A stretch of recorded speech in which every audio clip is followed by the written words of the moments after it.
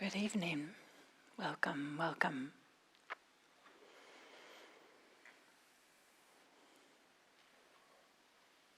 So tonight I'd like to start with this statement. Maybe I'll start with clearing my voice.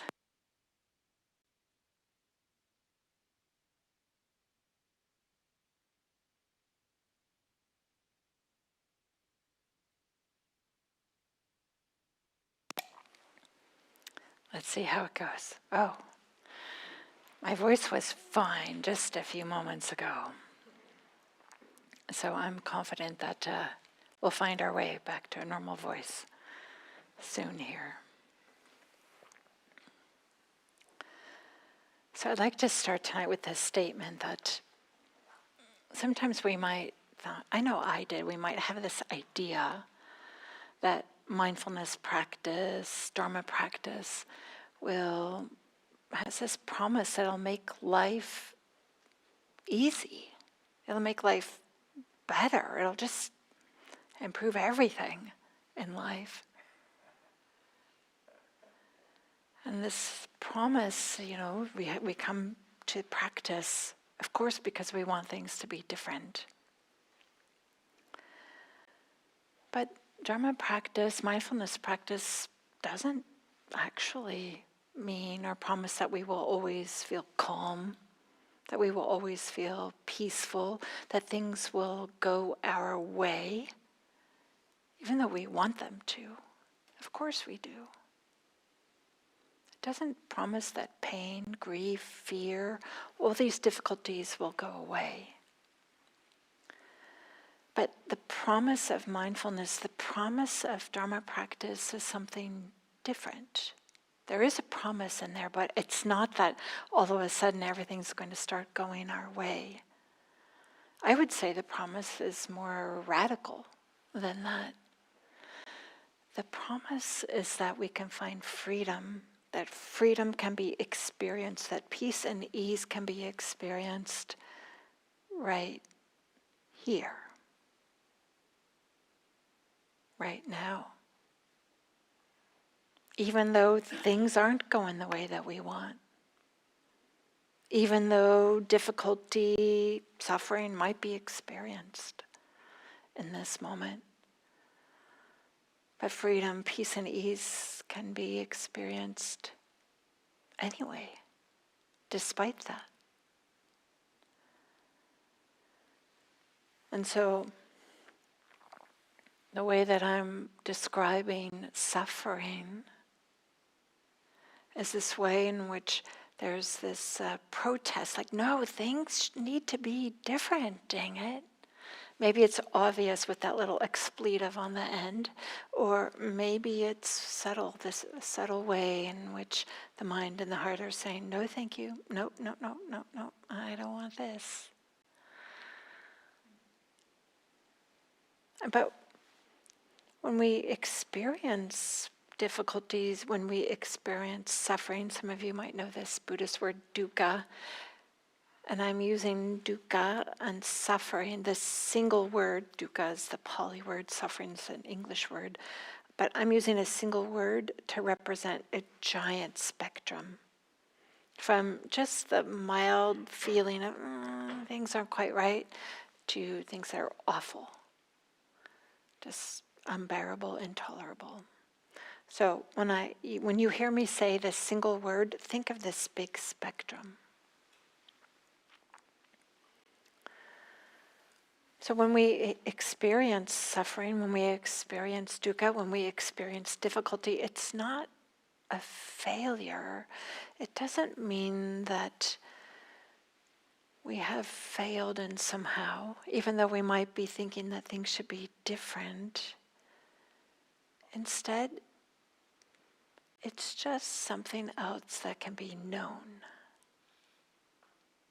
Difficulty can be known. Difficulty can be seen. Without having to add all kinds of extra business on top, and this business on top is like, what can I do to make this go away? What can I do to make this be different? But instead, what Dharma practice, what mindfulness practice points to is that when there is difficulty, when there is suffering, this is revealing to us where something is being tightly gripped, where there's some really holding on, when there's some contraction around something. It shows us where something's being resisted. So gripping sometimes means that we want more, but there's this gripping of like, no, it must be different, and we want less. They both kind of have this feeling of contraction and tightness. And so when we are experiencing difficulties, it's showing us something. We often don't want to see it, but it's showing us something, as if the hand of the heart in some kind of way has closed around something, closed around a wish, closed around a fear, closed around an identity. I need to be seen a particular way. I don't want people to see this part of me. It's closed around an outcome. I want things to be the way I want them to be. Not any other way, just the way I want them to be. And so the practice is not to, when we notice this gripping, is to try to pry the hand open. The practice is to understand, how does this hand, if you will, how is the gripping closed? What made it close? What made this gripping, and the gripping itself feels uncomfortable. The practice is to notice, well, what made it close? Why is it closed? What is the experience of closedness? What is the experience of gripping, the experience of difficulty? And what conditions will allow it to open? What will allow it to soften? So that we no longer have the pain, the discomfort of tightly holding. As I said, when we're experiencing difficulties, our usual question is, how do I get rid of this? And the faster, the better. But maybe mindfulness practice, and part of its power, part of its transformative power, is rather than asking, how do I get rid of this as soon as possible, as easy as possible, it acknowledges and honors that question, and it encourages us to ask another question. How is suffering being created here? What's being held on to? What's being resisted? What's being taken so personally? An example, there might be that you receive a message, whether it's, there's so many ways where you receive messages, Slack, Telegram, texting, email, I don't know, it's amazing how many there are, right? Maybe we receive a message that feels kind of sharp in tone, and we feel it, like, oh, ouch. Maybe it feels unfair in some kind of way. There's this initial sting when we read the message, and then the mind begins to build. We might say this is a way in which the mind starts to grip. How dare they? Don't they respect me? Don't they know who I am? I need to respond right away. I gotta let them know this isn't right. Or maybe there's this way they don't understand me, and then there's this collapsing, and then there's this maybe gripping around this feeling like nobody likes me, nobody gets me. This is a terrible place to have these coworkers, to have these friends, to have this family, whomever. So the email, the response, the message might need a response, but the suffering, the difficulty, the sting of that message grows when there's this, what I'm calling like this hand in the heart really starts to tighten around it. when the body like contracts and the mind narrows and starts to build stories. And the mind kind of like collapses around this, what am I going to do? I need to do something. Because it could be that that message gets received and it could be like, wow, that was an ouch. Huh, look at that. Okay, well, when I feel better, I'll come up with a message or I'll come up with a response. But until then, I'm going to do the next thing to do. It can be that simple. It doesn't have to the mind collapse around it and create a narrative about what that message means about us, what it means about the other people. It can just be as simple as acknowledging the sting. And then thinking like, I think I'll respond at another time when that sting is not so stingy. So this is where, mindfulness practice can help us. Not because we're supposed to suppress the reaction to the message. We're not supposed to pretend like it didn't sting when it does sting. We honor our experience. We're not trying to pretend that things are different. And we're not trying to suppress it. And we're not trying to pretend like, oh, it was fine. But instead, maybe we we can take the opportunity to recognize that, oh yeah, when difficulty arises, when suffering is here, here's an opportunity where we might be able to learn something. Because difficulties don't go away just because we want them to, but often understanding what's happening creates the conditions in which something different can happen, something different can unfold. So rather than distracting ourselves or avoiding it, or starting to blame others, blame ourselves, we're starting to explain away. We're often trying to fix. There's so many ways in which we often try to initially meet difficulties. But if there's this way in which if we're just bouncing off, explaining or trying to fix or blaming others or avoiding or distracting, then we don't really have an opportunity to understand it in a different way, in a fresh way. We don't see how the difficulty, the suffering is getting compounded. How the suffering is getting created, is getting bigger and bigger by our relationship to it. By this way in which we are quietly, insistently demanding that things be different. No, I don't want to feel the sting of this message. How dare they? Don't they know who I am? Or something like this. So instead, can we come close to on this little vignette that I'm offering, can we come close to what I'm calling the stinginess, the uncomfortableness? Can we come close to it? Can we experience it without tipping over into overwhelm, without feeling like that we absolutely have to avoid or distract or start blaming? Instead, can we just feel one breath coming in, one breath coming out, going out?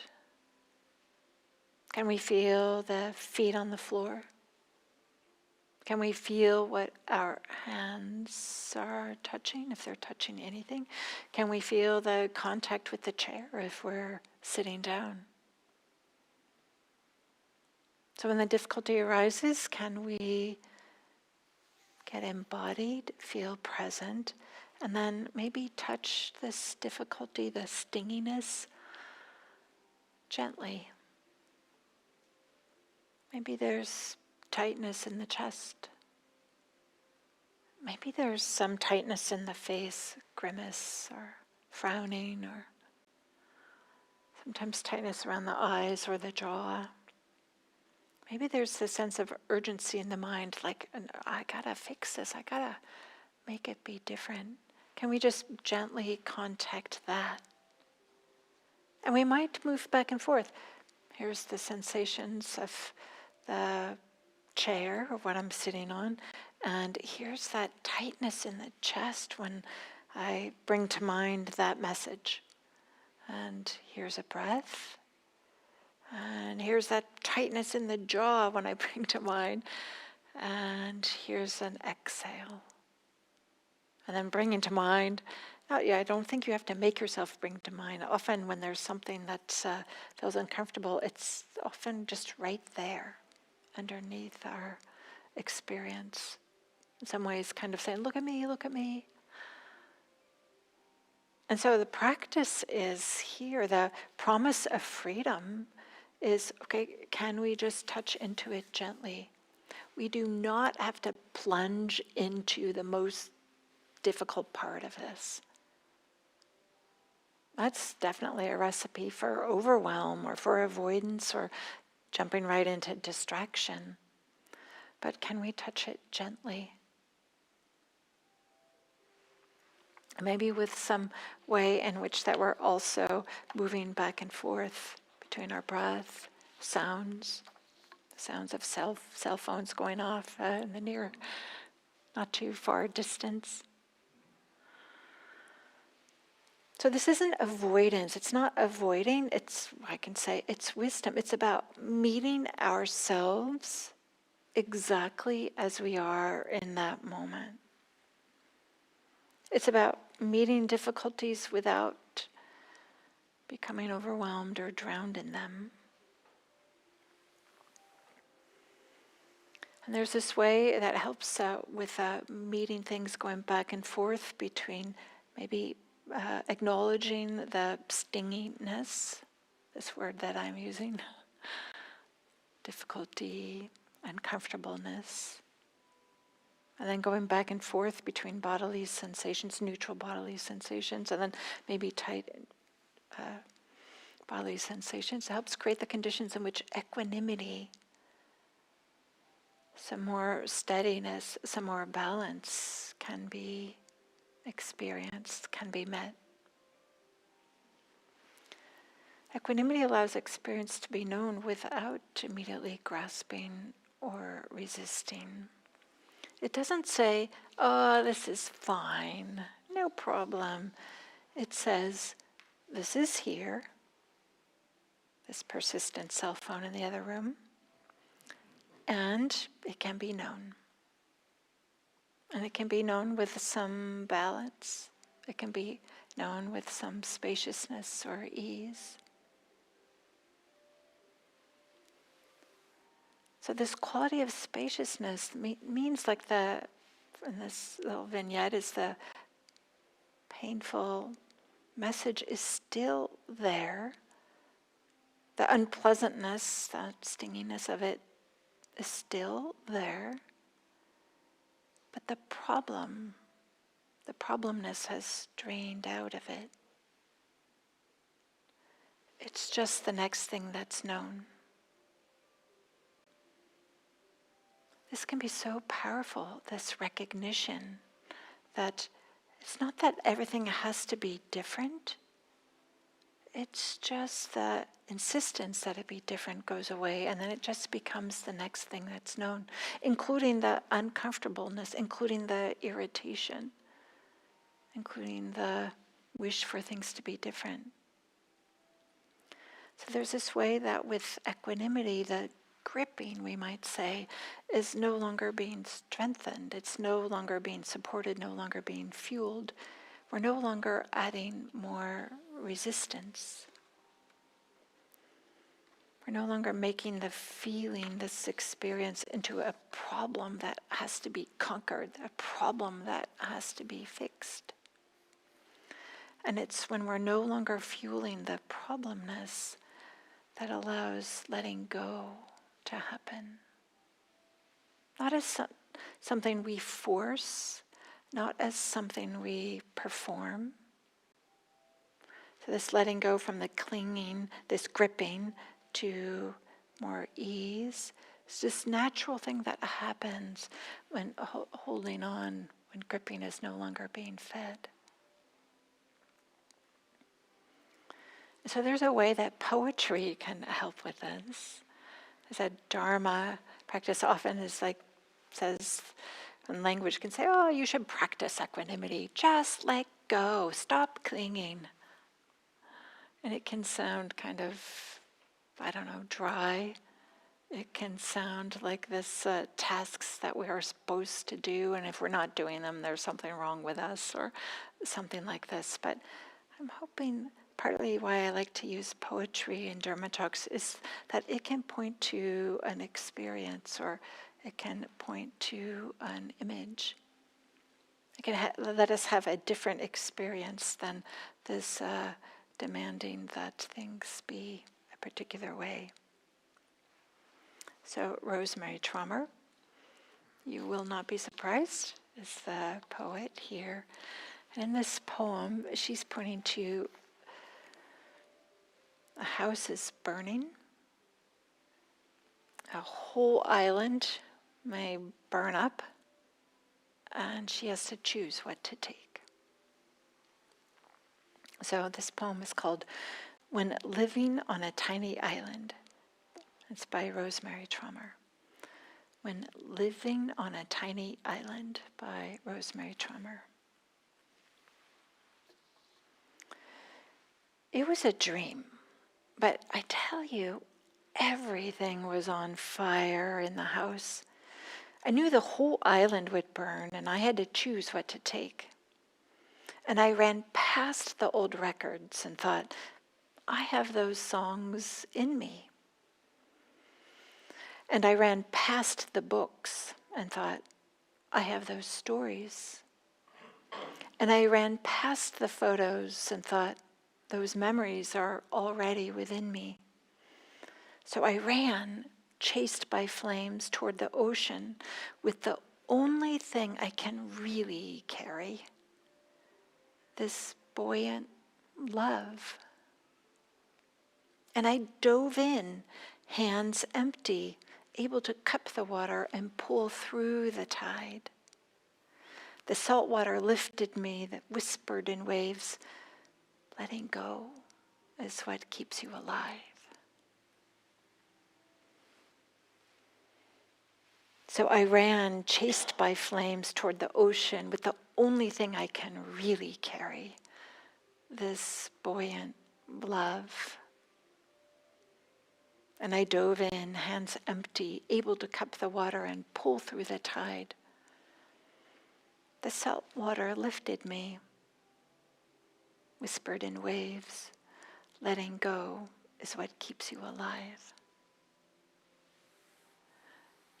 I love this idea. It's kind of like we're able to, like move this way with our hands are open instead of with this gripping that sometimes we're trying to do. So the speaker doesn't let go because she doesn't care. She lets go because she sees what can and can't be held, what needs and what doesn't need to be carried. The records, the books, the photos are left behind. Instead is this recognition of what's inside, what's in her heart, and what can be carried differently. It can be carried in her heart. I'm surely hoping that cell phone is not my cell phone. I got a new phone, and I don't know all the sounds it makes yet, but maybe that's mine.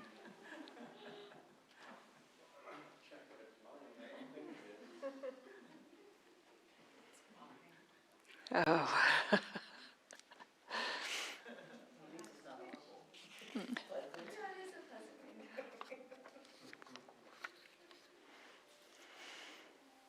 So in this poem, she's not letting go.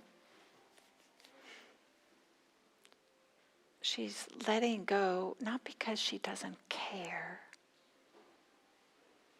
And it's not a passivity. Letting go is not just this passivity, it's this, in the poem she still moves. And the poet, this person in the poem, she runs, she dives, she swims. So things still happen. But there's this way in which maybe the emptiness of the hands is not having nothing. The emptiness of the hands is what allows the movement. The emptiness of the hands is what allows life to continue. So there's this way, this letting go allows this unfolding towards more and more freedom. And this is part of the promise of the Dharma. This is how we can find the freedom in, this moment, even in the midst of the difficulties, even in the midst of when things are not what we want them to be. And here's something that's kind of interesting. I love this kind of stuff. There's a paradox here that we often like hearing something like this, like, oh, that sounds nice, Diana. Okay, well, I'm not going to hold on. We shouldn't hold on. I'm going to not hold on anymore. But there's this way, this subtle trap where the mind turns this not holding on, where the mind turns letting go into a project. Into, okay, I'm going to let go. I'm going to be less reactive. I'm going to become equanimous. And this becomes a whole project. And there's this letting go becomes this way in which we're trying to become, we're trying to hold on, we're trying to grip this idea of how we should be. The idea of letting go can be a way in which we're gripping. And this can be a subtle way or can be part of the paradox of practice. The activity of letting go can be a way in which we're not letting go. Because the desire to become free, the desire to have more ease, can become another identity. It's like, okay, I have to be the one that lets go so that I can be the one that's free. This is a way in which there can be more gripping. Maybe we don't notice it because it feels like we're doing exactly what the Dharma teachings are pointing to. But something that I really appreciate in this poem is that this poem doesn't point to how the letting go, being able to swim through the water, isn't this heroic spiritual achievement. This poem isn't talking about, okay, I have now become the great one who has let go, or instead, this poem is more immediate. It's more tangible about what's happening right now. The fire is there in the poem, the ocean is there, the love is there, the body is moving, the hands are opening. Conditions have changed, but there isn't this big self. I'm the one that made this happen. Instead, the conditions have changed. And so there's the unfolding has happened, because clinging arises through conditions. This holding on, this gripping, this tightening of the hand arises through conditions. The vignette I offered earlier, there's this message that arrives that feels uncomfortable. The body contracts, the mind tells a story, and there's this self-sense that forms around this sense of hurt. So clinging arises through the conditions, but letting go also arises through conditions. Of course it does. How could it be otherwise? So when there's mindfulness is present, there's some equanimity is present, when a certain amount of wisdom is equident, present, then letting go just happens. It's not a personal achievement. It's not a proof that you're an advanced practitioner or something like this. Letting go isn't something that we possess. It's not a new identity to be, oh, okay, I'm the one that let go.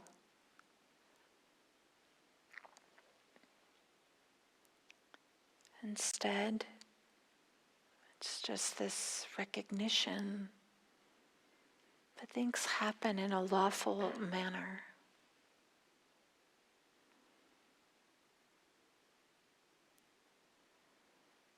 It's a recognition that when the softening around the gripping happens, then that allows opening, which allows the letting go, which allows the freedom, which allows the peace and ease in the midst of difficulties.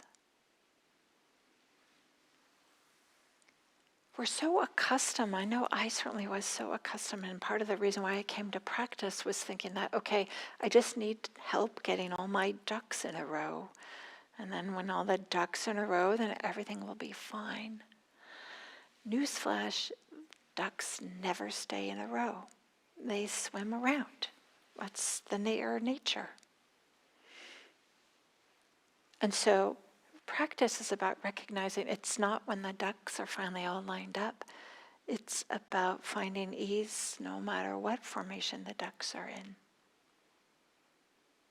And it arises through conditions. So suffering reveals the gripping that we're doing. And then often the gripping softens, not because we're forcing it, not because we're making it, not because we've become someone special who knows how to let go, not because we created a project to make letting go happen.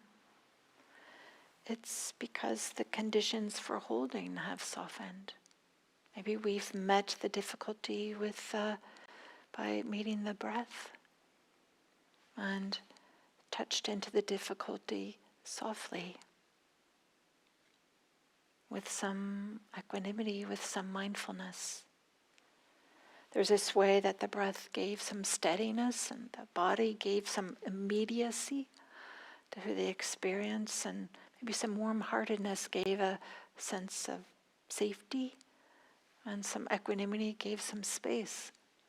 And in this way, letting go happened. So this is the invitation.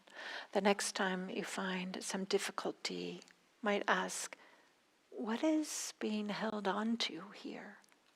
It might be really subtle, it might be obvious. A hint is, it has something to do with yourself and what you want. And then we might ask, can this be known without blaming? And we can ask, what would it be like to soften here? Soften anything. Soften the mind, soften the body. What would it be like to soften here? So that letting go can happen, so that freedom can be experienced, even in the midst of difficulty. So thank you. Thank you.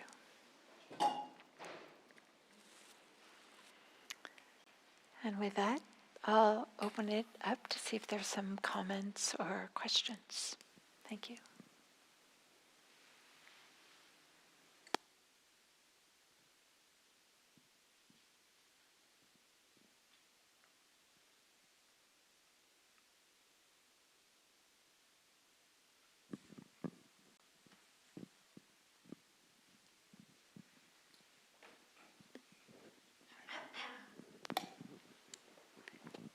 Yesterday I had exactly this experience. So it's always amazing to me how timely these things are.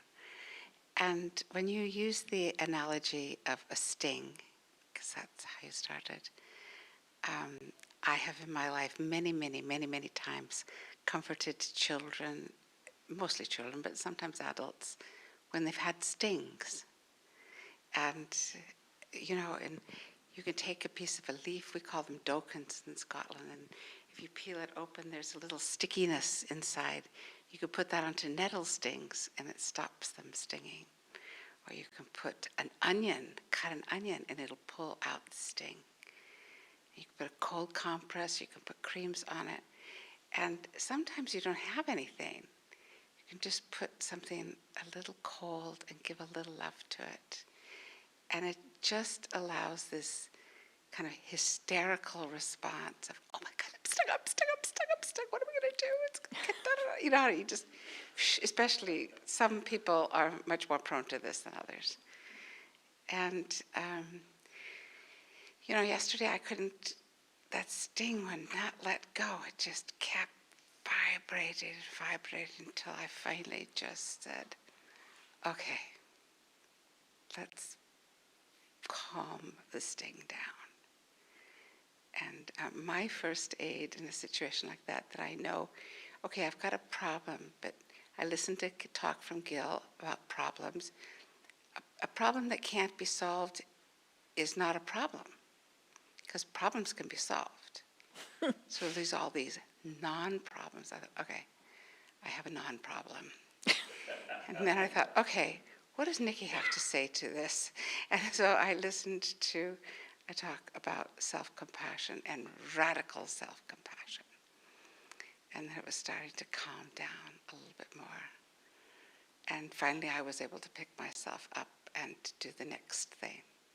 And over time, it calmed down and my perspective changed. And I mean, I used to just live with these enormous mountain volcanoes that just kept going and going and going because of what I projected into them. So, and I apologize for the background music. I didn't want to miss the talk. It could have been a worse cell phone sound. Great, thank you, thank you.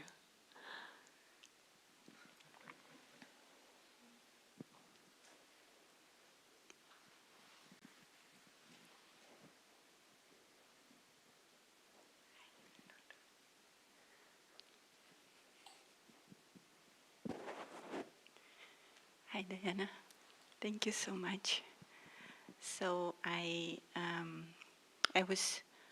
kept coming to the word curiosity, and when you said like we sometimes make a project out of letting go, and I was thinking, what's the alternative? And it's kind of not should, but what is it? Very nice. And also, it occurred to me that in my native language, the word for being curious or curious is wanting to, literally loving to ask. Loving to ask. Oh, very nice. Very So nice. what is it? Yeah, yeah. Great. Thank you, Sveta.